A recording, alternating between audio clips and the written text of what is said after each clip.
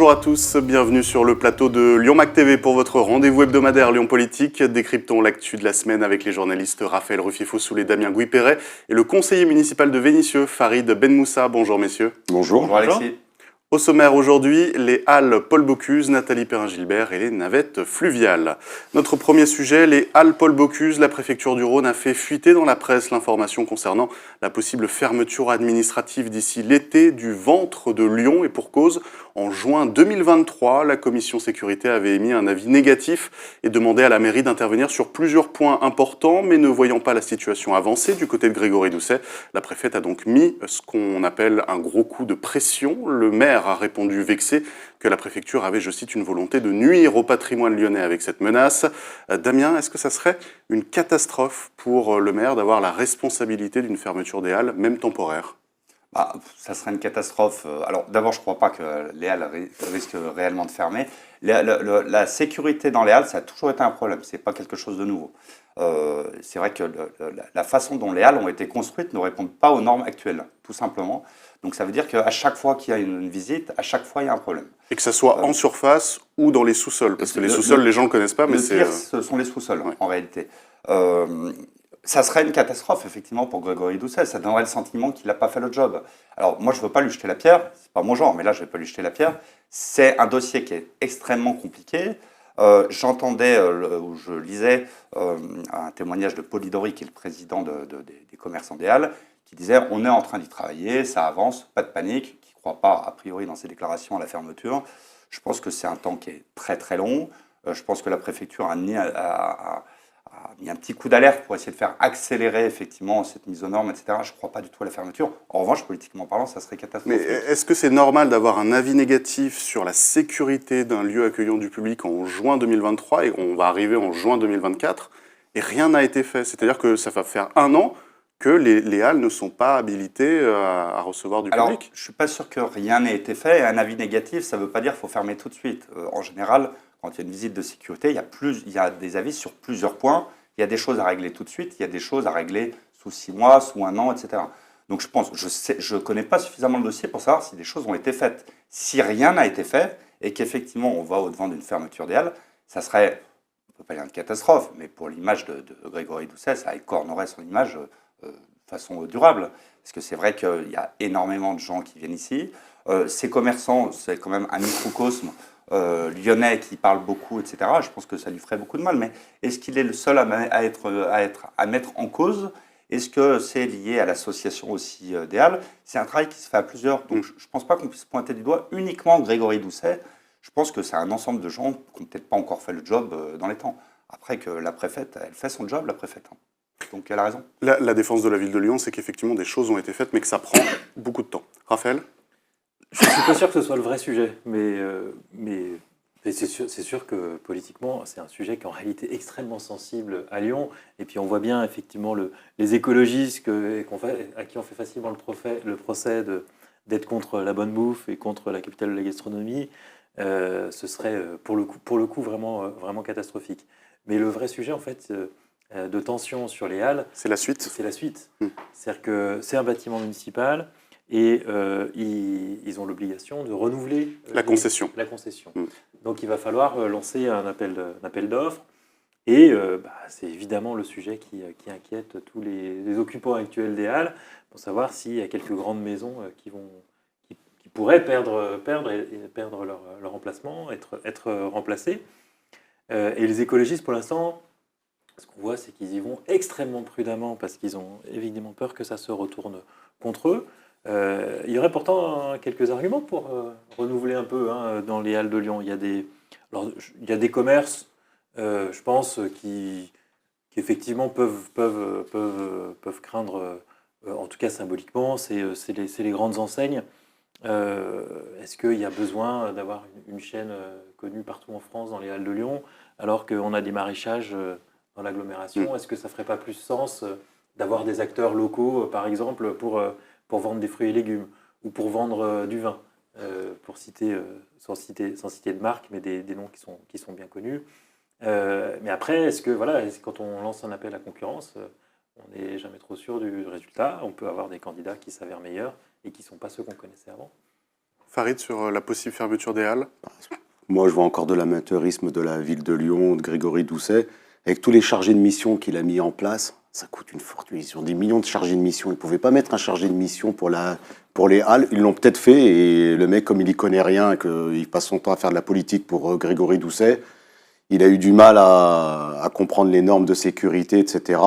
Ça serait une catastrophe pour Grégory Doucet déjà et pour les Verts si c'est fermé. Et c'est une catastrophe pour le tissu économique de Lyon, pour le tourisme, etc. Mais tout à l'heure, vous disiez, comment ça s'appelle, c'est le ventre de Lyon. Ah non, c'est le ventre des bourgeois de Lyon. Parce que là-bas, t'achètes une pomme, tu prends un crédit sur 20 ans. Non, non, le ventre de Lyon, c'est Lidl. Le ventre de Lyon, c'est Lidl, c'est les supermarchés Auchan, les trucs comme ça. Mais c'est pas les halles, c'est pas pour eux, c'est pour les touristes. Et pour quand tu veux flamber et t'acheter 2-3 trucs. Et bien sûr, on peut faire comme ça s'appelle, les courses quotidiennes quand on est un bobo, mais sinon le reste, c'est pas possible. Mais en dehors de ce problème, moi, je pense que c'est surtout, il est en train de payer en fait les problèmes qu'il a avec Darmanin, parce que la préfète, elle est sous la responsabilité de Darmanin. Et là, ça fait 1 an il y a une embrouille sur les vidéos, je ne sais pas quoi, avec Darmanin, donc ils vont pas lui faire de cadeau. Donc la préfète, ils auraient pu faire ça en sous-marin, en envoyant des papiers, en discutant, et là, elle l'a mis à la une des journaux. Donc il paye ses mauvaises relations avec le ministre de l'Intérieur, je pense. Enfin, juste pour revenir sur ce que je disais tout à l'heure, le problème de la sécurité dans les halles, ça a toujours existé. À chaque renouvellement de concession, il y a eu les problématiques que Raphaël a évoquées. Et chaque fois qu'il y a une visite de sécurité, il y a un problème parce que ce bâtiment est très ancien. Il y avait des problématiques d'hygiène dans les sous-sols notamment. À une période, c'est très difficile à C'était sorti gérer. dans les journaux. Des problématiques d'évacuation des locaux, etc. C'est sorti. Et c'est quelque chose qui est, j'allais dire ancestral, il ne faut pas pousser, mais le bâtiment est tellement ancien qu'il n'est plus du tout adapté en fait aux nouvelles normes. Donc plus ça va et plus le dossier doit être compliqué. Donc il y a un moment, il va peut-être falloir se poser la question de savoir s'il faut que les halles elles restent ici. Est-ce que c'est encore adapté? Non, mais tu dis que c'est ancien. Moi, je suis allé dans les halles comme ça, à Avignon, les halles à Montpellier, à Béziers. Mais les nôtres, elles sont toutes neuves à côté. Hein. Non, mais ça peut. Le HAL, c'est une catastrophe. C'est une loi française, je pense. J'entends, Farid. Mais Quand dans je le dis ancien, fonctionnement. c'est la structure de base qui n'est pas très adaptée, et notamment les sous-sols. Parce qu'il faut avoir expliquer des qu'en fait, halles très anciennes, mais qu'on peut réaménager. Là, c'est très compliqué à Waldelet. il faut expliquer que toutes les denrées sont entreposées en sous-sol et doivent monter dans des ascenseurs, que c'est un système qui est très compliqué. Il y a eu un accident mortel qui a conduit à la condamnation d'un des commerçants. Donc, est-ce qu'effectivement, on ne peut pas imaginer, au-delà de renouveler la concession, de potentiellement faire déménager les halles dans un bâtiment qui serait reconstruit? Alors là, pour les mettre où? Le problème est là. au même endroit. Alors il faudrait Raser raser les le bâtiment. Donc, Raser, ça veut dire fermer pendant longtemps. c'est donc un chantier pharaonique. Ou simplement le stockage ailleurs. Ils viendraient tous, ils livreraient tous en vélo. mini-vélo cargo. Il y aurait 10 millions de vélos cargo qui emmèneraient des pommes de partout qui viennent de Lyon. Ouais, ça va être fantastique. Ce qu'ils étudient surtout, c'est comment réutiliser ce bâtiment au mieux, et notamment le toit terrasse. Donc il y a des études en cours pour savoir si ça peut être mieux végétalisé. Je crois que c'est déjà une pelouse, mais en tout cas, c'est pas utilisé comme. Et c'est comme utilisé terrasse sur de terrasse reste. parce que j'avais vu des pubs dessus, etc. Où il devait y avoir des barbecues, des trucs comme ça, mais ça n'a pas été fait. Ça non, c'est pas possible aujourd'hui, et ce sera sans doute pas possible demain.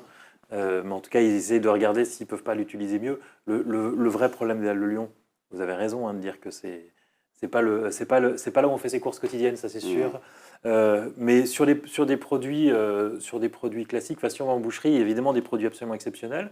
Mais après, quand on se fait découper un tartare, il n'est pas plus cher qu'au boucher du coin. Sans doute. Et il est fait au couteau, sur place. Moi, je trouve que c'est un endroit où, je cite ça parce que c'est un plaisir que j'aime bien faire, à 6-7 euros, on se fait découper un tartare aux Halles de Lyon avec une super viande. Et c'est un plaisir comme on va au restaurant, c'est un plaisir de sortie. C'est un plaisir touristique de sortie. C'est-à-dire Non, que mais moi-même, j'y vais. Hein. J'y vais au C'est un Halles. loisir. Quand je viens à Lyon une fois tous les 6 mois, je vais au Halles, je C'est prends un aussi petit un endroit où gâteau, on etc. trouve Mais des je produits sais que qu'on je vais trouve payer. pas Quoi. ailleurs.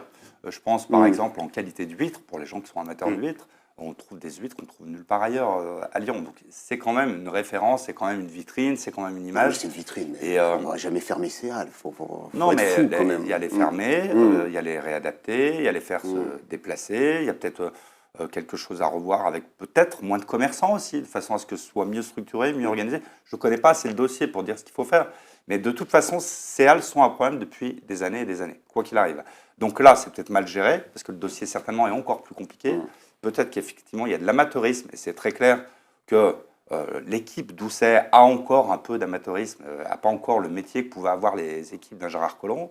Donc c'est pour ça qu'il ne faut pas jeter la pierre non plus complètement à Doucet, parce qu'il y a quand même un problème à la base qui ne va pas se régler comme ça. La vraie question à se poser, c'est qu'est-ce qu'on fait de ces halles? Et on les met où? Est-ce qu'on rase le bâtiment?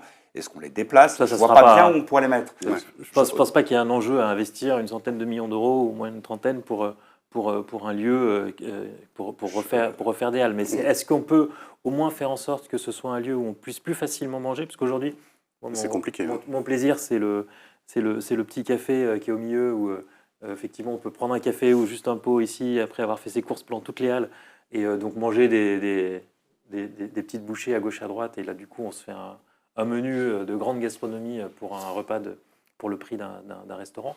Tout ça, c'est une sortie qui est très sympa, mais dans un univers qui est quand même extrêmement bruyant, extrêmement encaissé. C'est dommage que ce lieu qui peut être effectivement quand même un vrai lieu d'attraction touristique aussi pour la ville soit pas plus accueillant. C'est sûr qu'on aurait plus plaisir. Moi, à en j'ai parler. fait énormément de halles en France. Et les halles de Paul Bocuse, malgré tous les produits de qualité, les commerçants sont géniaux, etc., c'est les halles les moins vivantes que j'ai vues.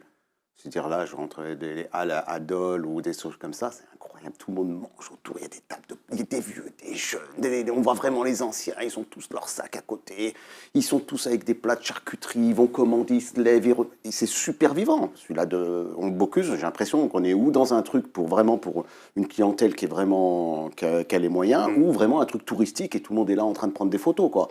C'est pas super vivant. Il y a un petit côté formol, effectivement, Voilà. mais on aura l'occasion de reparler des halles Paul Bocuse, puisqu'effectivement les concessions arrivent à leur terme. Je vous propose qu'on passe à notre deuxième sujet, Grégory Doucet, qui ne s'est décidément pas fait des copines ces derniers jours. Outre la préfète Fabienne Boucciot, la tension monte avec Nathalie Perrin-Gilbert, son adjointe chargée de la culture. Cette dernière a tout simplement été rappelée à l'ordre publiquement pour avoir rappelé que des négociations étaient en cours avec le Centre Pompidou pour rouvrir le musée Guimet au public l'année prochaine.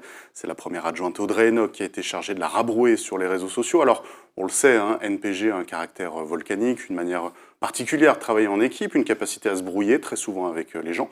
Et elle se rapproche du Parti socialiste, comme l'a révélé Lyon Mag cette semaine. Alors, est-ce qu'en tentant de renforcer son autorité sur elle, eh bien Grégory Doucet n'a pas fait un peu voler en éclats sa majorité NUPES? Moi, je trouve ça génial. Mais en dehors de ça, je m'en fous de Lyon. Ils font ce qu'ils veulent politiquement. Mais je trouve ça génial. La seule élue que je connais son nom à Lyon, parce que là, donner le nom de, je sais pas, de la première adjointe, je ne sais même pas c'est qui. Audrey Les Enoch. autres, Audrey. voilà, le maire du premier, c'est Yamina ou Yasmina, je ne sais pas. Yasmine Bouaga. Voilà, et un autre, un vice-président qui s'est embrouillé avec elle. C'est Farid à peu près, mais enchaînez sur la On suite. ne connaît aucun de ces gens-là. Par contre, Nathalie Perrin-Gilbert, on la connaît tous.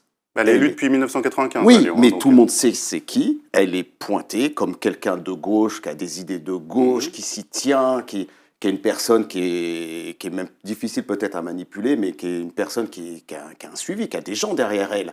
Là, la France insoumise, le Parti socialiste, ils sont en train de se frotter les mains, ils sont en train de regarder. Ils se disent, on cherchait une tête de liste, on vient de la trouver. Elle est là, je vous assure que les Insoumis vont se mettre derrière. Et ça va être trop bien, parce qu'ils n'avaient personne à Lyon, les Insoumis. Et là, d'un coup, ils sont en train de voir Nathalie Perrin-Gilbert, on va mettre des listes de partout. Et ça va être la tête de liste. Et Grégory Doucet va se retrouver tellement blessé pendant les élections s'ils partent séparés. En fait, ils sont en train de faire une contre-NUPES, contre la NUPES, qui est avec la NUPES et les écolos. Ah, ça va être fantastique, ça va partir de partout. Raphaël. Là où je suis d'accord avec Farid, c'est que Nathalie Perrin-Gilbert est quelqu'un qui a beaucoup d'expérience politique et qui est plutôt bonne là-dedans. Et Grégory Doucet n'est pas très bien conseillé, vraiment en politique pure. Et là, en tout cas, c'est plus une séquence qui est anecdotique, mais qui révèle plutôt de la faiblesse de Doucet que l'erreur de Nathalie Perrin-Gilbert. C'est-à-dire que s'il y a besoin de rabrouer l'adjointe à la culture parce qu'elle annonce des choses qu'elle a déjà annoncées, qu'on sait déjà des discussions en cours. Elle n'a rien formalisé, elle n'a fait que dire ce qu'ils imaginaient pour ce lieu, sauf que le maire avait manifestement envie d'en faire une annonce, et que du coup, j'ai le sentiment qu'on grille un peu la politesse. Sauf que si envoyer sa première adjointe, qui est quelqu'un, bon, Farid ne la connaît pas, mais qui fait partie des figures respectées de sa majorité, c'est pour le coup vraiment un vrai poids lourd de sa majorité, monter au front sur ce sujet-là, c'est qu'il y a un peu un aveu de faiblesse quand même vis-à-vis de Nathalie Perrin-Gilbert sur un tout petit sujet. Ça ne fait que commencer, et ils ont intérêt à prendre un peu plus de recul. Damien ? Il y a deux sujets. Il y a quand même le sujet du musée Guimet avant, pour savoir qui a raison, qui a tort. Le musée Guimet, il y a quelques années, moi quand j'étais directeur de cabinet de la mairie du 6e, pour rentrer dans le musée Guimet, il fallait rentrer accompagné par des spécialistes avec un casque. Et aujourd'hui, on nous annonce toutes les semaines, les uns et les autres, qu'on va y installer une exposition temporaire pendant 1 mois, 2 mois, etc. Alors que le budget alloué pour des travaux et une remise en état, le budget de base, c'est 12 millions d'euros. Oui, mais Damien, vous savez bien qu'il va y avoir qu'une partie qui va être Oui, ouverte et que d'un point de vue d'image, de rouvrir le musée Guimet avant les élections, c'est quand même super. Mais je suis bien d'accord, mais comment aujourd'hui peut-on imaginer installer des expositions pour 3, 4, 5, 6 mois alors qu'il y a 5 ans, on nous disait attention, danger, il y a des pierres qui tombent, etc. Et il faut mettre 12 millions d'euros sur la table. Donc déjà, je ne comprends pas. L'idée de faire venir les collections du Centre Pompidou, elle ne vient pas de Perrin-Gilbert, elle vient de Pascal Blache qui l'a annoncé il y a plus de 6 mois dans les médias. Vient du Centre Pompidou. Hein. Elle vient du Centre Pompidou, mais en tout cas, elle vient de Pascal Blache, elle vient même de Laurence Croisier, si ma mémoire est bonne, qu'il avait annoncé à Lyon Mag. Donc, bon, peu importe, il n'en demeure pas moins que on voit qu'on est à 2 ans des élections municipales, et je rejoins complètement ce que dit Raphaël. On a affaire à une femme qui a du métier, qui a de la constance, qui n'a pas hésité à rentrer dans l'art de Gérard Collomb en son temps et qui a un discours qui est tranchant, qui est une vraie politique, elle est rodée, elle connaît la ville de Lyon.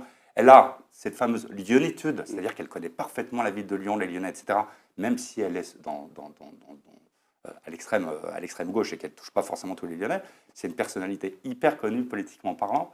Jouer avec le feu, c'est ce que fait Grégory Doucet.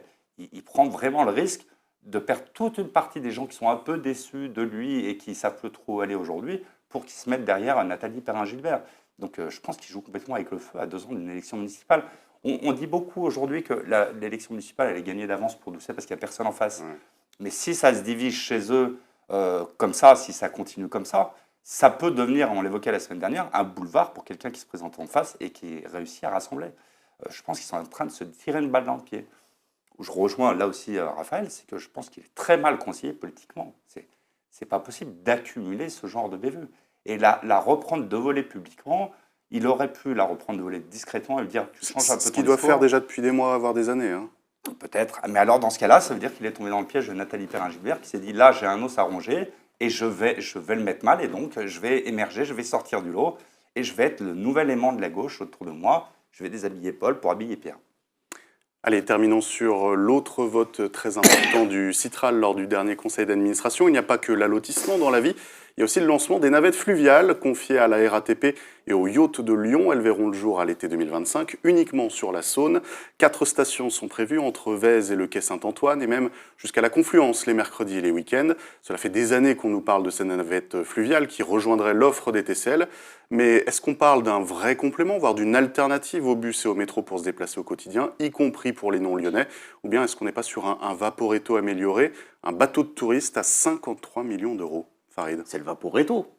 C'est les arrêts que vous venez de dire, c'est les arrêts du Vaporetto. Le Vaporetto, il vient jusqu'à Confluence, ce qui ne sera pas le cas des navettes fluviales. Elles vont pas venir donc ça va être moins bien. Juste les mercredis et les week-ends. Donc ça va être moins bien. Le Vaporetto, c'est classe. Les touristes, ils aiment bien, ils montent dedans, il y aura plus de fréquences avec les navettes. Ouais, mais ça, c'est pour les Lyonnais soi-disant. Mais là, le Vaporetto, c'est pour les touristes et c'est payé par le centre commercial. Là, ça va être payé par nous. 53 millions d'euros. 53 millions d'euros, j'ouvre un tramway je le rallonge, le tramway de la gare de Vénissieux jusqu'à Corba et Mions. Là, il y a un vrai intérêt écologique, il y a un vrai intérêt pour les grands Lyonnais, il y a un vrai intérêt métropolitain, il y a un vrai intérêt de désenclavement de la ville. Mais là, c'est un jouet. C'est un jouet qui coûte 53 millions d'euros. Non, moi, je suis un vrai écolo. Moi, tramway direction Corba. Et alors, vous qui êtes de Vénissieux, est-ce que ces navettes fluviales, vous pensez qu'elles peuvent servir à des gens de l'agglomération ou ça sera uniquement du Je ne sais pas ce qu'ils font les gens de l'agglomération, mais moi, on est toujours pressé. Hein. On est dans une ville, ça bouge un petit peu. Je dois partir de Confluence, je dois aller à Bellecour. Je prends le métro. Hein. J'y suis en 2 minutes. Hein. Pourquoi je vais me taper un truc au milieu avec des touristes qui prennent des photos toutes les 30 secondes et je mets 25 minutes pour y arriver. Non, c'est bien, je l'ai fait une fois, mais j'ai cru que ma vie, elle passait entre là et Gare de Vèze. C'est super long, c'est super beau, hein. On voit des points de vue, mais voilà, c'était gratuit, c'était payé par le centre commercial, les touristes étaient contents, les Lyonnais et les grands Lyonnais, ils allaient se promener de temps en temps sur le Vaporetto, très intéressant, 53 millions d'euros, c'est une arnaque. Ce qui a longtemps retardé le dossier, c'est effectivement la vitesse autorisée sur les fleuves qui a été rallongée hein, récemment, c'est pour ça qu'ils le lancent. Raphaël? En fait, je vais peut-être vous surprendre, mais je ne vais pas dire grand-chose de différent de Farid. C'est-à-dire que c'est très séduisant, hein, les projets de navettes fluviales. Dans la réalité, ça se heurte au fait qu'on est quand même sur des fleuves où la vitesse doit être très régulée, parce que sinon ça devient insupportable pour les autres. Puis il y a de la C'est navigation. dangereux, oui. Ouais, Donc, c'est dur, hein, déjà, donc, en à la fait, vitesse où ils allaient. Hein. On parle de 1500 passagers par jour, donc on parle d'un bateau qui prendra, je ne sais pas, on n'a pas annoncé d'annonce sur le bateau, mais enfin, ce sera 30, 50, peut-être 100 personnes le maximum. Donc en fait, ce n'est pas une solution de transport en commun qui nous est annoncée, c'est effectivement quelque chose d'autre, qui est plutôt à vocation touristique. Alors l'intérêt, c'est peut-être de faire un Vaporetto au prix d'un ticket en transport en commun, mais effectivement, ce n'est pas une solution qui révolutionne les transports en commun dans la ville, et le prix qui est annoncé, c'est effectivement pas donné. Je crois que le téléphérique auquel ils ont renoncé est une solution qui aurait été beaucoup plus intéressante pour d'autres situations. Et qui aurait desservi en plus une zone moins bien desservie que l'actuelle, parce que pour faire Vèze-Bellecour, vous avez le métro D, ça revient au même. Il y a tellement d'endroits où on peut faire. La Francheville, on peut faire Lyon-Fézin, qui se plaint d'être complètement enclavé. Corbat, Mézieux, il y a plein d'endroits. Rieux, trucs, on peut faire le téléphone. Il y a un million de trucs. Dès que vous mettez le pied sur le Rhône, ça devient plus compliqué que la Saône. Hein, c'est pour ça qu'ils partent sur la Saône. Je vous laisse terminer, peut-être, Raphaël. Non, mais c'est exactement ça. C'est-à-dire qu'après, la liaison qui est un peu intéressante, effectivement, c'est quand même le 9e jusqu'au pied des pentes, en changeant de côté. Mais c'est aussi ce que fait un bus, fera toujours un bus de manière plus efficace que le bateau. Donc ce sera très agréable, j'aurai plaisir à le prendre avec mes enfants le week-end, comme je le fais avec le Vaporetto, sans doute. Mais on parle d'un loisir, on ne parle pas d'un transport en commun. Pour les subsistants, ça peut être intéressant, effectivement. Damien? Je me souviens de la campagne des municipales 2014 où tout le monde proposait des navettes fluviales. Je trouve que l'idée elle est très très bonne, à condition effectivement que ce soit un mode de transport structurant, donc à condition de partir de l'île Barbe et d'arriver jusqu'à la confluence. Ce qui me gêne dans cette histoire, c'est que d'abord ça coûte très cher, ça ne va pas vraiment rendre un gros service parce que le débit va être petit. Il n'y a pas de solution pour, encore une fois, garer sa voiture au début ou garer sa voiture à la fin. C'est-à-dire que qui va arriver là, ça va être plus de la notion plaisir, ça va être... moi je pense qu'il aurait vraiment fallu... mettre le paquet sur l'aménagement et du Rhône, parce qu'on sait le faire, même si on ne peut pas le faire sur toute la longueur, et de la Saône avec ces fameuses navettes fluviales, avec un circuit permanent, c'est-à-dire un jet continu pour qu'on sache qu'un peu comme un taxi, il y a toujours un bateau qui peut nous emmener dans le sud de Lyon. Je pense qu'il y a beaucoup de gens qui le prendraient, mais à condition que ça rende un vrai service, que le parcours soit beaucoup plus long. Après, à l'époque, tout le monde avait buté sur la limitation de vitesse sur le Rhône, qui je crois était de 14 km/h. Mais les voies navigables de France ont revu leur copie. Voilà, et il y avait une solution qui avait été proposée technique à l'époque, qui était une solution d'un bateau qui était électrique, mais qui n'était rentable qu'à condition de pouvoir circuler, je crois, à 16 km/h. Et donc, cette solution avait été repoussée à l'époque à cause donc, de cette limitation de vitesse. Je pense qu'il faut trouver d'abord des modes de transport qui sont non polluants et qui sont à jet continu. Un peu comme les Vaporetto à Venise, en fait. Alors, ceux-là, ils sont carrément polluants à Venise. Hein. Vous avez un nuage de fumée derrière. Mais à Venise, vous voulez aller d'un coin de Venise à l'autre, vous vous pointez devant n'importe quel bateau, vous avez toujours une solution, vous avez toujours quelque chose. Là, j'ai peur que ce soit un peu un train de touriste, quoi, et que ça n'apporte pas de solution de transport. Et là où je rejoins ce que disaient et l'un et l'autre, c'est qu'on est quand même dans une agglomération qui a un besoin, même si c'est plutôt bien structuré, qui a un besoin de transport dès qu'on sort de Lyon, dès qu'on va dans le Grand Lyon, pour effectivement l'Est lyonnais, pour le sud de Lyon, même pour le nord de Lyon, qui n'est pas très très bien desservi.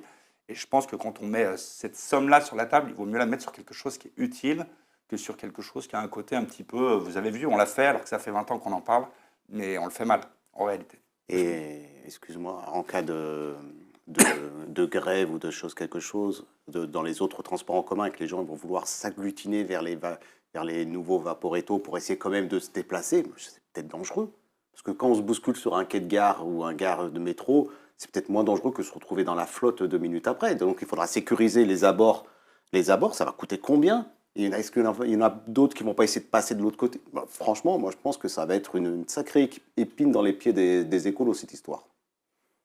Bon, je pense que ça ils sauront faire. Il y a quand même beaucoup de villes qui ont des solutions et qui Ouais, arrivent à mais le faire justement, ça fonctionner. coûte super cher parce que regarde sur le Bosphore, pour essayer justement de contrôler ça quand il y a du monde, etc., ils te mettent des sortes d'énormes cages où les gens, pour éviter avec des trucs qui tombent de partout, etc., tu mets ça sur les quais, déjà, c'est dégueulasse, c'est pas beau à voir. Donc le but, est-ce que c'est de rendre plus moche nos quais et que...